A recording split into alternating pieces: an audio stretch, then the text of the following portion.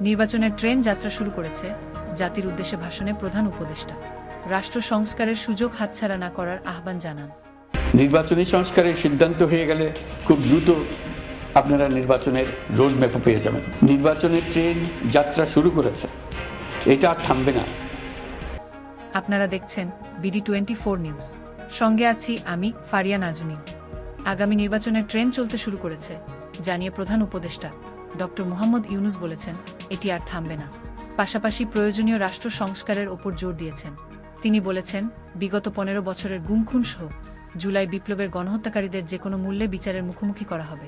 দেশের অর্থনীতি ঘুরে দাঁড়িয়েছে উল্লেখ করে এই নোবেল জয়ী দ্রব্যমূল্য নিয়ন্ত্রণে আনতে কিছুটা ধৈর্য ধরার আহ্বান জানিয়েছেন। বলেছেন, প্রবাসী বাংলাদেশিদের পোস্টাল ভোটের ব্যবস্থা করতে চান তিনি।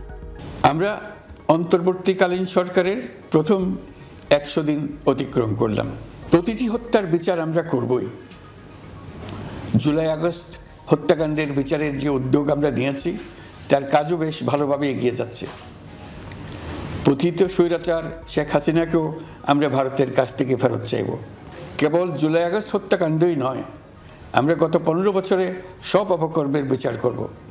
অন্তর্বর্তী সরকার সৃষ্টি হয়েছে রাজনীতিকে নীতির কাঠামোয় আনার জন্য এবং রাজনীতির জন্য নতুন পরিবেশ সৃষ্টির নিবিড় আকাঙ্ক্ষা থেকে। এই আকাঙ্ক্ষা পূরণ করা থেকে জাতিকে বঞ্চিত করবেন না। নির্বাচনের ট্রেন যাত্রা শুরু করেছে, এটা আর থামবে না। কিন্তু যেতে যেতে আমাদের অনেকগুলো কাজ সেরে ফেলতে হবে। এই ট্রেন শেষ স্টেশনে কখন পৌঁছবে সেটা নির্ভর করবে কত তাড়াতাড়ি আমরা তার জন্য রেল লাইনগুলো বসিয়ে দিতে পারি, আর তা হবে রাজনৈতিক দলসমূহের ঐক্যমত্যের মাধ্যমে। তবে আমি আপনাদের কথা দিচ্ছি, আপনারা সুযোগ দিলে প্রয়োজনীয় কিছু অত্যাবশ্যকীয় সংস্কার কাজ শেষ করেই আমরা আপনাদের কাঙ্ক্ষিত নির্বাচন আয়োজন করব।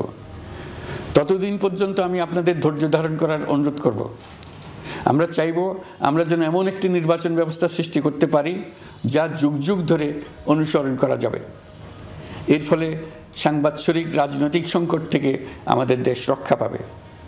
এই জন্য প্রয়োজনীয় সময়টুকু আমি আপনাদের কাছ থেকে চেয়ে নিচ্ছি। এই সরকারকে ব্যর্থ করার জন্য, অকার্যকর করার জন্য বিশাল অর্থে বিশ্বব্যাপী এবং দেশের প্রতিটি স্থানে, প্রতিটি প্রতিষ্ঠানে এক মহাপরিকল্পনা প্রতি মুহূর্তে কার্যকর রয়েছে। তাদের একটি বড় প্রচেষ্টা হচ্ছে আমাদের মধ্যে বিভেদ সৃষ্টি করা।